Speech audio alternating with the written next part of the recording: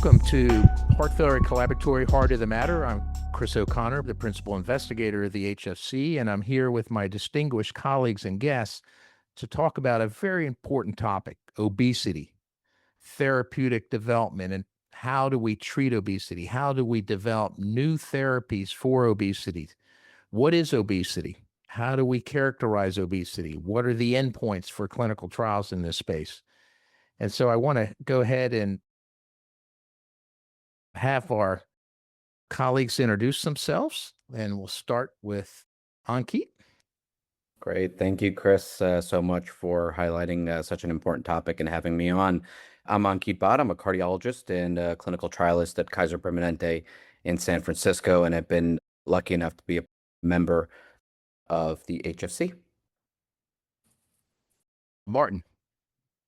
Oh, hi, Chris. I'm Martin Cowie. I'm a cardiologist and working in AstraZeneca for the past 5 years after a long period of being a heart failure physician. So thank you very much. This is such an important and challenging topic. Carine? Hi, everyone. I am Carine Hamo. I'm a heart failure cardiologist at NYU Langone Health in New York City and a member of the Heart Failure Collaboratory. And I'm very excited for this very important discussion. And the Joan Lindenfeld, a Michigan fan, by the way. Yes, to just watch out, Duke. So I'm Joan Lindenfeld. I'm a heart failure transplant cardiologist at Vanderbilt. Well, thank you. Well, let me ask Martin to kick off this topic. You've been involved as someone who has the experience as a heart failure physician, a heart failure clinical trialist, and now on the industry side, looking at obesity as such an important condition in human health. How should we first characterize obesity? Is it just weight? Yeah, I mean, this field has moved so quickly. I mean, over our careers, Chris, obesity wasn't even a condition really when we started out. And now, of course, it's a disease that has to be treated. And, half the world will have this disease. And of course, I think the language we use now is not just about weight. It's not just about obesity. Where is the fat? Where is it distributed? How metabolically active is it? What risk is it associated with? And even within different parts of the world, what counts for that obesity phenotype is different. And we see that in a lot of the discussions now with regulators across the world. Body mass index is okay, but not perfect. I think you need to have a much deeper phenotype of the individual to understand them. It's a bit like heart failure. We would never describe somebody as you've got heart failure without characterizing what that actually means for the individual. And I'm sure we'll come back on the panel and discuss what does good look like for therapeutic intervention in people with obesity and it's usually comorbidities as well. So very interesting time. The conversation changes every 3 months. It's a different conversation. It's not just about percentage body total weight loss that we're talking about.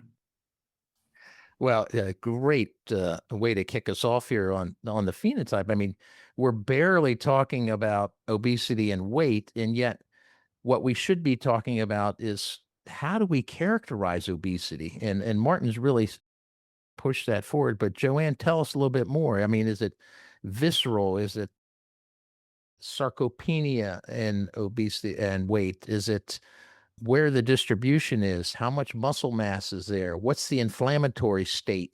How should we characterize obesity in therapeutic development? Well, I think, as Martin says, this is really an evolving process, but I think we see that weight certainly is not enough, and not all obesity is the same. And whether or not we need inflammatory markers or sort of more constant inflammatory markers, things we look at all the time, like other markers of the metabolic syndrome. I mean, I think it appears that whatever you say about obesity, it's not the same if you don't have other components of the metabolic syndrome. And then we don't ever add to that, how much do you exercise? And I think it seems like it's evolving. I'm certainly not expert in this area, but it certainly seems like what markers we take into account. Do we take biomarkers, or do we actually take biomarkers that actually define the metabolic syndrome as we try to talk about risk is important? And then I think in heart failure particularly, does it have the same impact on preserved as reduced ejection fraction? Mm-hmm. And I think, for example, with the GLP-1s, there's some controversy about whether or not they may have some adverse effects in HFrEF as opposed to the positive effects we see in HFpEF. Ankeet, you've thought about characterizing the metabolic state more definitively and clearly. I mean, I don't even think we're doing any waist measurements routinely in the clinic. We are getting the weight, but that's about it. How should we be characterizing obesity? I mean, I think Martin said it well. There's structure, and Joanne, structure. There's this inflammatory state that can be measured, and then there's this functional state. Yeah, thanks, Chris. I think we're still in the early innings of this story. And Martin and Joanne said, the field has moved incredibly quickly over a short period of time.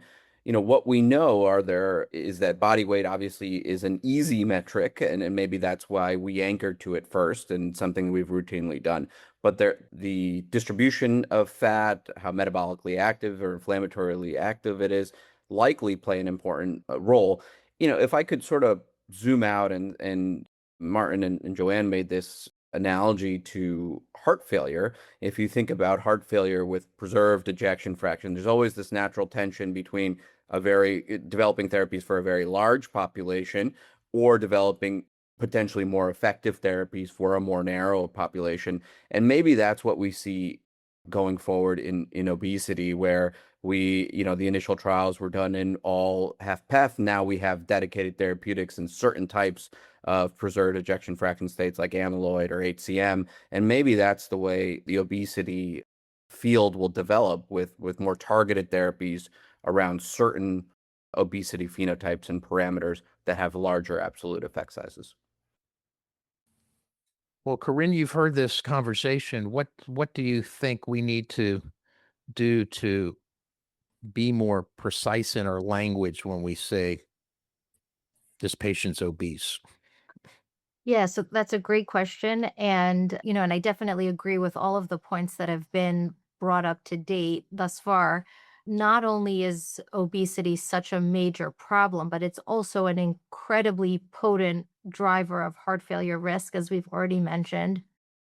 Particularly heart failure with preserved ejection fraction, as we've talked about. I think, really the primary driving phenotype of HFpEF is, compounded by the growing obesity and diabetes epidemics. So, it really brings to light the importance of understanding this further. I think, to everyone's point, there is a lot about obesity that we still don't understand. We've talked about the limitations of using weight or BMI, being that they have differences in sex. It doesn't really capture visceral adiposity in an accurate way, distinguishing between actual fat versus muscle.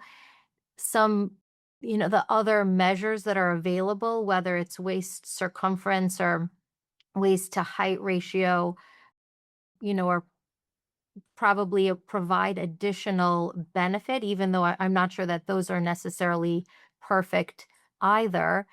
I do think, at least for now, prospectively, trials should integrate the measurement of waist size and looking at waist to hip ratio, in addition to these other measures, whether it's biomarkers, adipokines, looking at actually measuring visceral adiposity or epicardial fat. And, along the way, as we start to understand the distribution and phenotypes of obesity, we can, decide what additional data we need to collect prospectively. Really well said. So I've got a new therapy, Martin, and I'm excited. I think it has signals in the animal models to reduce weight. And so I want to go into phase 2 human studies. Should I be thinking about obesity like you said, this group has said about heart failure? Should I go to all comer obesity, or should I think about the PEF-REF, the visceral adiposity versus not, the sarcopenic adiposity versus not? Should I stratify on these variables or not? Yeah, it's really live discussions going across really development in drugs. And as you know, it's not a theoretical thing. GLP-1s have really completely transformed this. At last, we've got agents that you can get effective body weight loss in most people if they can tolerate them. And it's not just GLP-1s, there's other agents behind them and whole combinations of them. So this is not theory. I think it's quite interesting to see how both regulators and clinicians respond to the data being slowly fed out to them. So initially it was all about percentage weight loss and combining agents and trying to get, now feasible at 25% weight loss. I mean, it's unheard of, in human history that you could do that with some drug therapies. But we then look at trials like the, STEP-HF trial. You got patients who had heart failure, that they were breathless, obviously, they lost some weight, they felt less breathless. Clinical community went, not sure that's really super exciting. I could have told you that myself, kind of thing. And NT-proBNP is difficult to interpret. And the regulator said, not convinced. We need to see hard endpoint data to say it's a specific heart failure intervention in terms of heart failure benefits. So I think if you look at the trial programs across all of academia and industry, there's a lot of mechanistic work, of course, to try and understand the phenotype better and risk. But then the other part is really saying what evidence do people need? And it is about CKD outcomes. It's about heart failure outcomes. It's not just about symptoms and weight loss. And just the last comment here, some people don't lose much weight with GLP-1, but they still seem to get the renal and cardiovascular benefits. So there's something beyond weight loss with GLP-1 specifically. So I think sometimes we have to separate the weight loss element from the other mechanisms at play here, and that can be quite challenging. But next 5 years, there'll be a whole skew of studies answering hopefully some of these questions more definitively. But that's just my opinion from kind of life science perspective. I'm sure the other panelists have much more nuance to add to that. Well, that's a really good point, that there is an uncoupling to some extent of the weight loss and maybe the cardiovascular benefit, the CKD benefit. Joanne, what do you think the endpoints should be in phase 2 development of drugs targeting obesity? Well, I think for phase 2, you want to have some, I don't know that outcomes, I think, are so important. Weight loss, quality of life, those kinds of things, I think, are reasonable for phase 2. The problem is, I'm not sure you can ever blind a weight loss trial, right? I mean, we know that these things like quality of life have a huge placebo effect. And even if trials are blinded, people are so tied into their weight that I'm not sure that can ever be blinded. So when we see these huge changes, I'm a little skeptical about what they mean. So it would be great to have something maybe a bit more than that. But having a secondary or a sort of an intermediate endpoint is to get started. But I still think probably the intermediate endpoints are the best for phase 2 trial. And then of course, safety. We all worry about. So far, these drugs have been pretty safe, but there'll come a time when one isn't, and that's going to be important. You bring up a good point about the blinding, and the PROs are going to be challenged there. Obviously, the biomarkers are agnostic. They don't know how much weight has been lost or not, but it does force us to go to the harder endpoints. And I've always been an advocate, at least in phase 3, if something that's hitting 50% of the population, we don't need to really be shortchanging the endpoints too much on surrogates or intermediates. Phase 2, we do. Ankeet, what would phase 2 look like for a new molecule targeting obesity, and how would you start with all comers, or would you try to do some phenotyping in subgroups? Yeah, it's a good question. To Joanne's point, I think the body weight change, potentially biomarkers. But this also may be a nice time if you're thinking about a particular indication, for example, the obesity phenotype of HFpEF, to have real data on cardiac structure and function. To Martin's point, we're not exactly sure how these therapies are all exerting their benefits and whether that's all mediated through weight loss or if there's other avenues. And similarly in phase 3, while I agree with you, Chris, that the hard endpoints for something that's tackling this broad of a population makes a lot of sense. This is where embedded sub-studies looking at MRIs or echoes or other things may be quite helpful to advance our understanding of the fit. Corinne, if we go to phase 3 and we recognize that we have such large populations that may qualify for these studies, we really are in a position where we could be powered enough for the subgroups and for the different subtypes of obesity to make meaningful conclusions. So I think this is an amazingly exciting field that we're in now. But let's dial back to phase 2. Beyond weight, what do you think the endpoints should be? Yeah, so I think Martin alluded to this a really great point, which is that, we really also can't look at obesity and, these diseases in silos. You know, these are really sort of integrated cardiometabolic derangements. And, looking, I think particularly in obesity, I would be very interested in, as we're developing drugs for obesity, that we are capturing improvement in other cardiometabolic factors, whether it's glycemic control, renal endpoints, blood pressure, in addition to, liver or hepatic liver dysfunction, in addition to just, weight reduction and PROs, and even, heart failure specific endpoints in natriuretic peptides and biomarkers. No, I think that's we don't want to forget blood pressure and heart rate. We often get so yes. into what we call the metabolic endpoints that sometimes we just forget those two simple things. Right, absolutely. I mean, and particularly with GLP-1 receptor agonists, which we know in HFrEF, may increase the risk of Right. heart rate. So I think all these things are important to track.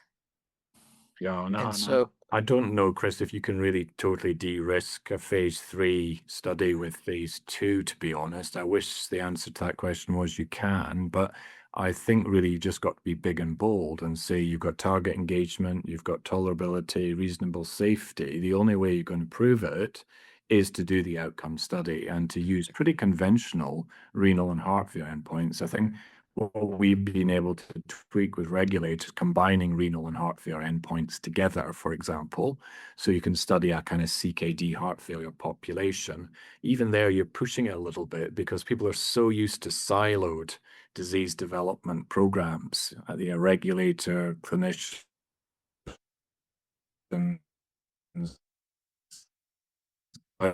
guideline writer can study for each comorbidity, which kind of defeats the whole purpose of comorbidity. Well, that's a really good point. So if in phase 2 for this particular condition, this disease state, we focused on, do you have a weight change and do you have something else, some biomarkers going in the right direction, then you can't really probably put too much emphasis on trying to get a harder endpoint, a PRO, maybe you get a functional signal on a 6-minute walk or something, but you really do have to take the risk to go to phase 3 is what you're saying. And maybe combining phase 2 and phase 3 now, as they do in oncology and as we've done in HIV studies previously, it could be a more efficient way of developing. Joanne, you have your hand up. Yeah, I just had a question for the group that's puzzled me about this as we talk about measuring waist circumference. And in general, it's often said to be for women 35, more than 35, and men 40. But then the other criteria is waist to height, which is supposed to be 0.4 to 0.5, and it's very different by height. Is there the best way if you want to look at visceral adiposity with those measures? Is there a standard way, do we think? Have we figured that out yet? I don't think we have. I think there's pros and cons to either measurement. I don't yet think we have a perfect measurement of obesity in the, way that we want to think about it in terms of like association with poor outcomes. It just bothered me in clinic the other day because I had a 5-foot woman and a 6-foot woman. And if you determine their waist circumference based on the relationship to height, it's a big difference, like 10 inches different. So, or 12 inches different. So, I Yes, Joanne, I think you're absolutely right. And then, the other complicating factor is this is one point in time, right? They're coming to you in the clinic and they're weighing X amount. And so I think, there is some really good epidemiological type work going on, utilizing the cardiovascular cohort studies, which have followed people for a long period of time and have both anthropometric measurements and sort of surrogate and clinical outcomes. So I think we'll learn a little bit more about all of those kinds of ways of characterizing obesity, but I agree, it's a challenging field to kind of think through. I wish And we then could do if MRI on everybody, because if you look at MRI, same body mass index, same gender, but the fat is completely differently distributed, even when Yes. you get to the muscle. You know, is it between the muscle cells or is it big clumps of it? It's quite incredible when you pop them in the MRI scanner. And cardiologists, we're always popping people in the MRI scanner. Why don't we just do total body and actually get that kind of phenotyping of their obesity? I think that would be really useful when they have a cardiac MRI. Maybe that's a bit too pushing it too far, Chris. Well, I like that concept because we are pushing people through the MRI scanner for many, many things, for back pain and this and that. And could we be more thoughtful about collecting the collateral data that's there that we often segment away? It's a really good point. I'm gonna pursue that with my radiologist because we're moving a lot of people through MRI scanners every day here at Inova. But let's go to phase 3 and long term. I want to know what your thoughts are on how long phase 3 should go. We've seen recent reports of, osteopenia, osteoporosis, fracture risks with long-term outcomes, maybe 2.5 years of therapy. Do we have to have that built into phase 3, or do we just need better phase 4 and post-marketing surveillance? Martin, I'll start with you. Yeah, well, I mean, the regulatory position, the FDA is quite clear. You need at least 52 weeks for the obesity weight percentage, and they'll give Mhm. you a license for that based on that. And obviously, you monitor things thereafter for outcome studies. So they will be 3.5, 4 years long. So you start to build up some more information on that. Mhm. But I think the other big thing, which is the elephant in the room, is if you look at real world data, is most patients, either because of access issues or tolerability or motivation, stop these drugs, within 6 months. And therefore, long-term taking of it is something that's really not that common out there in the world. I think probably largely because of access issues, to be honest. But, there's a lot of information we don't know about long-term side effects so far. Yeah, that's well said. Well, let's give one concluding point by each of the panelists to this field of therapeutic development. Joanne, what would the guidance be to people coming to you for advice on development of a new anti-obesity drug? Well, I think that obesity is a big problem. It's important to develop them. I think we need to have a little bit, as we go through all this that people have described, we'll have a better understanding of different types of obesity. If there indeed are they really as different as we think they are? And I think we need to look at both intermediate endpoints like 1 year, but some of these other things, I think, I still am old enough to see there's no free lunch too often, and how much osteoporosis are we going to have? How many other long-term things are we going to have that we really need to pay attention to, just so people have a rough idea of what is the price. If there is one, there may not be one, because someone may gain a cardiovascular benefit if they're obese, but their risk may not be all that high. And, certainly some of these other things which are more difficult to treat, like osteoporosis, are big deals for people, from a quality of life standpoint. Well, and as this field moves so aggressively fast, as Martin was saying, refinement of the therapies that may have less of those signals will be really, really important. Ankeet, how would you guide development in this area? Yeah, so to Joanne's point, incredibly important field. I think really kind of a fun place to be at this nexus of kind of a very new generation of therapeutics. The first thing I'd say is it may be that obesity takes on the role of this upstream risk factor, the way hypertension or blood pressure, the way LDL control for atherosclerotic cardiovascular disease has played. And then subsequently thereafter, we may learn more about sort of that subphenization. So, in ASCVD, it was all about LDL-C, now about Lp(a) and inflammatory risk. And we may see a similar story start to play out. The other thing I would say is, as someone interested in clinical trials, I think this is a totally fascinating place to operate because of some of the points that were made on this panel. What the blinding issue is one of them. The second is that there may be dropout in some clinical trials, in particular those allocated to placebo, if they're not seeing the degree of weight change that they hope to see as access gets broader. So I think there's some real clinical trial considerations that need to be sort of deeply considered in phase 3. And drop-ins with all the unintended marketing going on. Carine, what would you say about the developmental challenges going forward? Yeah, so I think as we mentioned today, a lot of the developmental challenges remain around the fact that we have not really characterized and phenotyped obesity well. That's the exciting part is that, we're sort of in the midst of that. But as we continue to do that, I think practically, at least capturing metrics like waist circumference will be helpful. And then I also want to highlight something that Martin brought up, because I do think that is really important, this idea about the durability of these drugs. And, I don't know if that's necessarily the onus of industry as they're developing the drugs to think about, but, it is important, at least from a clinical standpoint, to think about what are the benefits with these drugs and is the benefit sustained as patients, decrease the drug or stop taking the drug. We do see that may be the case with GLP-1 receptor agonists, and I think that's an important thing to consider. How much of these cardiovascular, cardiometabolic benefits will be sustainable over time. Terrific comments. And Martin, last word. What would you say about the developmental environment going forward? Well, I mean, what can you say? We now talk about the Ozempic face in popular culture, so it's there out there. It was a $50 billion market. Now the analysts say 150, and then last week $200 billion.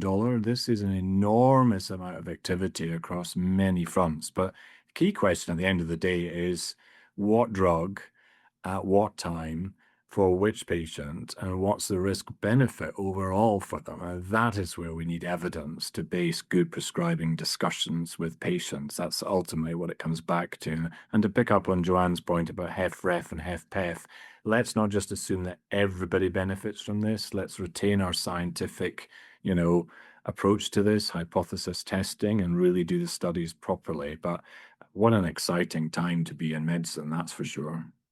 Well, you're exactly right. And what a terrific conversation. I want to thank my colleagues here today for what's going to be a panel and a discussion that we're going to continue to have. We're going to have this discussion frequently because this field is changing so fast. So thank you for being here, and thank our audience for being with us at Heart of the Matter, Heart Failure Collaboratory. Thank you.